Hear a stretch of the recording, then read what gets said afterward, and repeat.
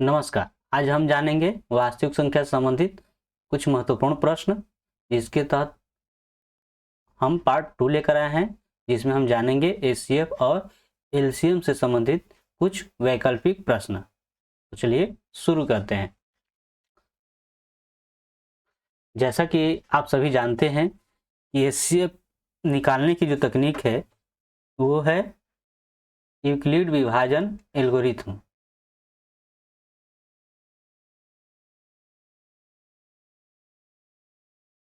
Euclid विभाजन algorithm, जिसके तहत एचसीएफ ज्ञात किया जाता है। ये क्वेश्चन भी आता है, यूक्लिड विभाजन एल्गोरिथम से क्या निकाला जाता है, तो एचसीएफ। इसे आप याद रखेंगे। साथ ही यहाँ पर आप ये भी जानते हो कि पहली संख्या गुणे दूसरी संख्या बराबर लसअ गुणे मसअ, यानी लघुत्तम समापवर्तीय गुणे महत्तम समापवर्तीय। ठीक है, तो यहाँ पर आपका क्वेश्चन जो दिया गया है, तो पहला क्वेश्चन है दो धन पूर्णांकों ए और बी के लिए मसअ गुणे लसअ बटा ए बी तो बराबर है 1 के, 2 के, 0 या ए प्लस बी। तो यहाँ पर आप देख सकते हो कि अगर मान ले पहली संख्या ए है, दूसरी संख्या बी है, और यहाँ पर आपका जो है ये लघुत्तम समापवर्तीय और महत्तम समापवर्तीय गुणनफल है, तो अगर ये दोनों चीज़ें आपस में बराबर हैं, तो उस अवस्था में बराबर हैं, जब इनका आप भाग देंगे,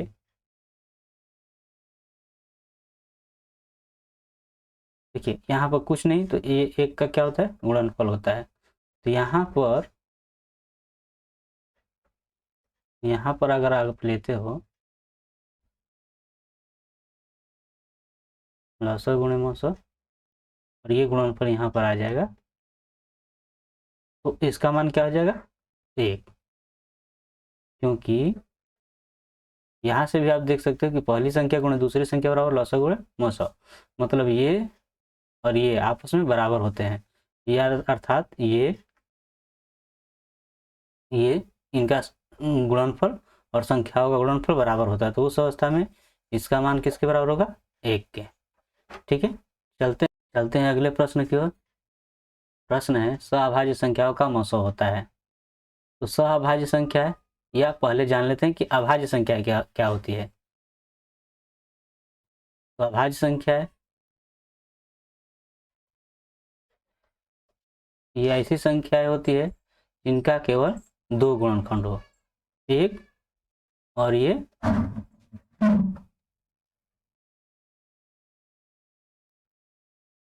स्वयं, मतलब कि अभाज्य संख्या जो है एक और स्वयं से कटती है, इसके अलावा अन्य किसी संख्या से नहीं कटती है। तो सहअभाज्य संख्या जो है एक तरह से अभाज्य संख्याओं का युग्म होता है, अभाज्य संख्याओं का युग्म होता है।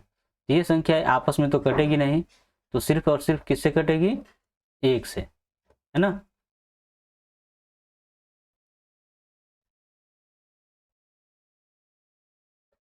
ये संख्या है कि आपस में तो कटेगी नहीं, तो कटेगी किससे, 1 से।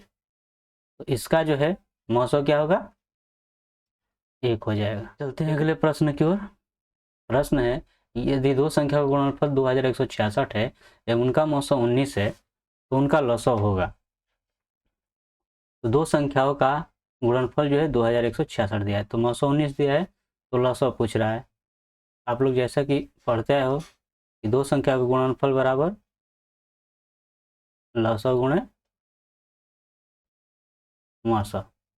तो आपका जो है निकालना क्या है, लसअ, यानी कि आप देख सकते हो ये इधर जो गुणा है, इधर अगर क्या हो जाना है, भाग। देखिए तो लसअ बराबर क्या हो जाएगा, दो संख्या का गुणनफल बटा एचसीएफ। तो दो संख्या का गुणनफल जो है 2166 है, और यहाँ से HCF है 19। आप इससे इसमें भाग दे सकते हो। 19 एकम 19, 19 एकम 19 और 16 में 9 घटेगा 7, 76, तो 1976। तो इस तरह से एलसीएम हो जाएगा 114। चलते हैं अगले क्वेश्चन की ओर। दो संख्या का गुणनफल जो है 8670 है और उनका महत्तम समापवर्तक 17 है, तो उनका लसागु क्या होगा? जस्ट वैसे ही आप निकाल सकते हो ये। तो ये जब निकालेंगे उसी तरह से 8670 में 17 से भाग कर दीजिए, ठीक है। 17 पचे 85, 1, 17 कम 17 और ये आपका 0। एलसीएम जो हो जाएगा 510। चलते हैं अगले प्रश्न की ओर। यदि a बराबर 2 पर घात 3 गुणे 3 गुणे 5 और b बराबर 2 पर घात 4 गुणे 5 गुणे 7, तब लसागु a भी होगा। तो चलिए a बराबर दिया हुआ है,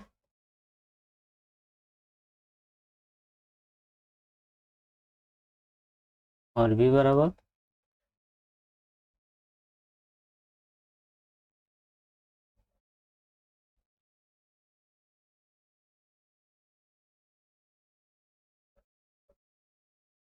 इनका अगर लघुत्तम निकालते हो तो आप इसमें जो आप देख रहे हो घात, इनमें बड़ी संख्याओं को लोगे, ठीक है।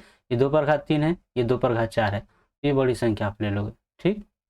अब यहाँ देखिए 3 इसमें है, इसमें नहीं है, तो सबको शामिल करते जाना है जो बड़ी हो, किसी को छोड़ना। देखिए 5 एक बार है, ये भी एक बार है, तो एक को ले लेना है, और ये 7, ये आपका हो जाएगा लघुत्तम। आप इसको गुणा कर सकते हो, 2 का 4 बार करेंगे तो 2 दूनी 4, 4 दूनी 8, 8 दूनी 16, 16 तीन 48, 48 पचे 240 और 240 में 7 से गुणा कर दीजिए तो 24 सात 168, ठीक है।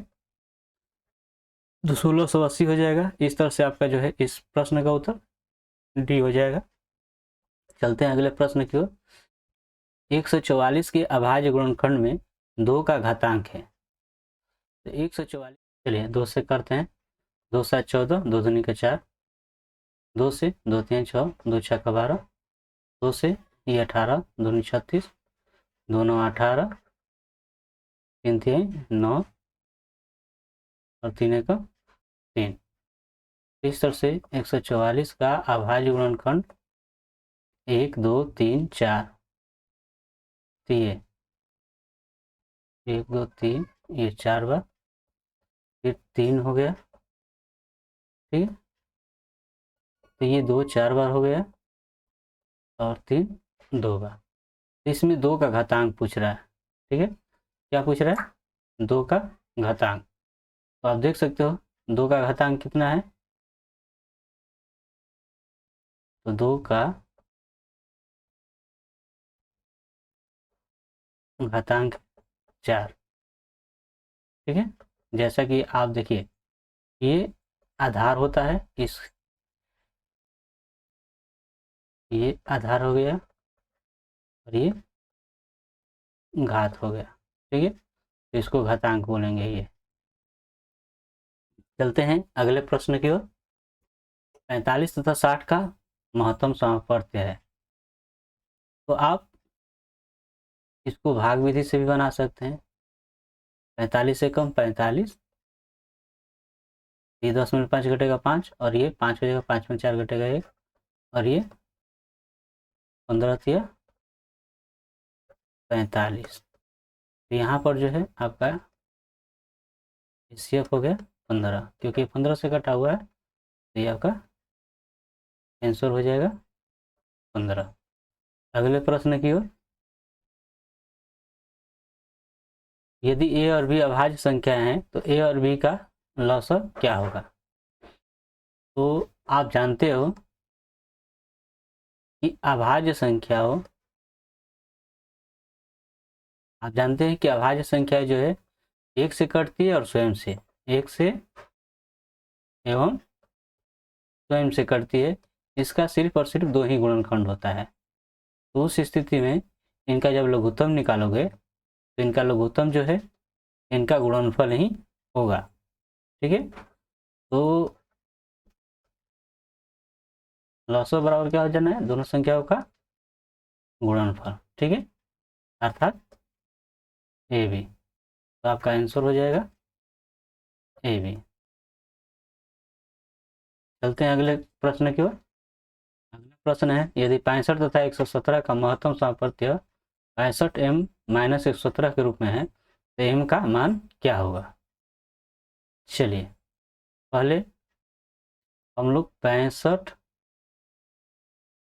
और 117 का HCF निकाल लेते हैं। तो 65 देखिए 2 बार में जाएगा, 6 दूना का बार नहीं है, एक बार में इसको भाग ले जाइए, 7 में 5 घटेगा 2 और 11 में 6 घटेगा 5, ठीक है। यहाँ पे 65 आप रख दोगे तो ये 52 एकम 52, फिर देखिए 5 में 2 घटेगा 3 और ये 6 में 5 घटेगा 1, फिर ये वाला जो है यहाँ पर आ जाना है, ये 13 चौका क्या हो जाएगा 52, तो 13 चौका 52, तो यहाँ से ये इसका शेषफल क्या हो जाना है 0। तो यहाँ पर HCF जो हो गया इसका 13। तो अब दे रहा है कि इसका मौसम जो है इस रूप में है, हम निकालें HCF क्या है 13, इसका मौसम जो है HCF हमने निकाला 13, जबकि दिया हुआ है 65m-117 बराबर 13। तो 65 है, 117 को इधर ले जाएंगे, जोड़ेंगे तो कितना हो जाएगा 7 3 10 और 1 1 2 1 3 और 1, तो 130 हो गया। अब ये 65 गुणा है, इधर ले जाकर भाग कर दें तो क्या आ जाएगा 2 बार में कट जाएगा, तो इस तरह से m का मान क्या आ गया 2। यहाँ पर आपका आंसर हो जाएगा 2। चलते हैं अगले क्वेश्चन की ओर। दो लगातार संख्याओं का मौसम होगा, दो लगातार संख्या है, तो दो लगातार संख्याएं जब आप लेते हो, ध्यान दीजिए, दो कोई भी लगातार ऐसे कोई भी संख्या आप लीजिएगा, ये नहीं कह रहा कि सम संख्या विषम संख्या है कोई भी, तो दो लगातार संख्या जब आप इस रूप में लीजिएगा तो इनके ये सिर्फ और सिर्फ एक से कटेंगे, ठीक है। जैसे 2 और 3 ही लेते हैं तो 2 एकम 2 1, इस तरह से इनका HCF जो होगा हमेशा 1 होगा। दो लगातार संख्याओं का मौसम क्या होना है हमेशा 1। चलते हैं अगले प्रश्न की ओर। दो संख्याओं a और 18 का लौसत 36 है और मौसम 2 है, तो a का मान है। तो देखिए आप पहले भी पढ़े हो कि दो संख्याओं का जो गुणनफल होगा लौसो मौसो के गुणनफल के बराबर होगा, ठीक है। यानी a गुणे b इज इक्वल टू लौसो गुणे मौसो हो जाएगा। तो उस स्थिति में देखिए b 18 आप ले लेते हो, लौसो क्या है 36 से और मौसो है 2, तो ये 18 जो गुणनफल है इधर इधर आकर क्या आ जाएगा भाग 18 दूनी 36 और 2 से 2 दूनी क्या हो जाएगा 4, इस तरह से इसका आंसर हो जाएगा 4। अगला है p तथा q दो अभाज्य संख्या है तो उनका मौसम क्या होगा। तो आपको बताया जा रहा है कि अभाज्य संख्याओं का जो गुणनखंड होता है वह एक या स्वयं संख्या होती है, तो स्वयं से तो ये आपस में कटेगी नहीं क्योंकि अभाज्य संख्या है, तो बचा कौन एक, तो हमेशा इनका मौसम क्या होगा 1 होगा। चलते हैं अगले प्रश्न की ओर। अगला प्रश्न है p तथा q अभाज्य संख्या है तो इनका मौसम क्या होगा।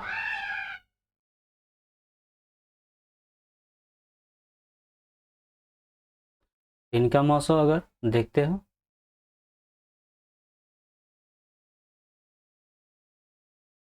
ये आपका 3 बार है P और ये Q, और P स्क्वायर का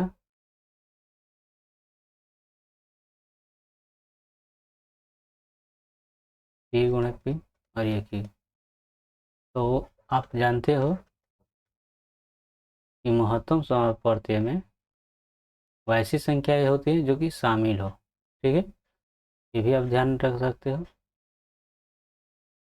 तो ये P गुणे P और Q आपस में शामिल है, यही इसका मौसम हो जाएगा, यानी कि P स्क्वायर Q। चलते हैं अगले प्रश्न की ओर। यदि A बराबर इतना, B बराबर इतना और C बराबर इतना है, तो ABC का LCM इतना है, तो N ज्ञात कीजिए। चलिए देखते हैं।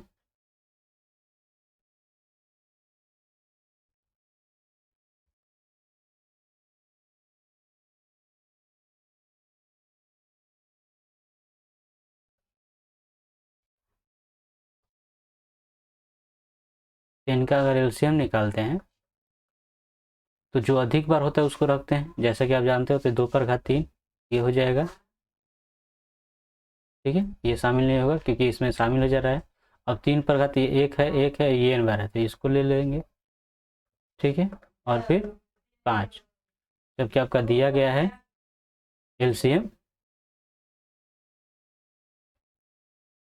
2 पर घात 3, 3 पर घात 2 और गुणे 5। तो यहाँ से अगर आप मिलाओगे, ये बराबर है, ये बराबर है, बचा कौन, ये बराबर क्या हो जाएगा, 2, ठीक है, तो आपका आंसर हो जाएगा n बराबर 2। ठीक, चलते हैं अगले प्रश्न की ओर। यदि 130 बराबर इतना है, 15 का मान इतना है, तो 900 कितना होगा, ठीक है। तो आप ऐसी संख्याओं को देखकर आपको ये भ्रमित नहीं होना है, इससे आपको कुछ नहीं लेना देना, इससे कुछ भी नहीं लेना देना, ये सिर्फ भरमाने के लिए है। आप इस संख्या पर यहाँ पर ध्यान दीजिए, इस संख्या पर आप ध्यान देंगे कि इन दोनों संख्याओं का मौसम आपको ज्ञात करना है, ठीक है। तो आप डायरेक्ट जो है 15 से 130 में भाग कर दीजिए, ठीक है। तो आप कर सकते हो 15 8 120, ये जो है 10 हो जाना है, और यहाँ से 15, तो 10 एकम 10, ये 5, और यहाँ से इसमें कर दोगे 5 दूनी 10। तो इस तरह से आपका जो है HCF हो जाएगा 5, ठीक है, HCF 5। चलिए अगले क्वेश्चन क्यों दिया है कि 360 का ये रूप है, तो P plus Q minus R का मान क्या होगा। चलिए इसका निकाल लेते हैं हम गुणनखंड। 2 से ये 18 बार में 18 से कट जाना है, 0 उतर जाएगा। इस तरह 2 9 18, 2 से 45, और 3 से 3 एकम 3, 3 5 15, 3 से 3 5 15, और 5 एकम 5। तो इस तरह से 360 का जो रूप हो जाएगा, आप देख रहे हैं ये 2 1 2 3 3 बार आया है, फिर 3 कितनी बार आया है, 2 बार, और 5 1 बार। तो अब इससे तुलना अगर आप करोगे, इससे अगर आप तुलना करोगे,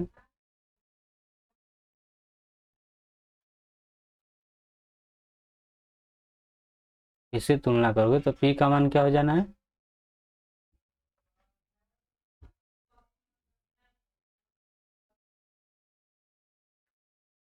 तो यहाँ से P का मान क्या हो गया 3, Q का मान क्या हो गया 2, R का मान क्या हो गया 1। आपको निकालना क्या, P plus Q minus R, यानी 3 प्लस 2,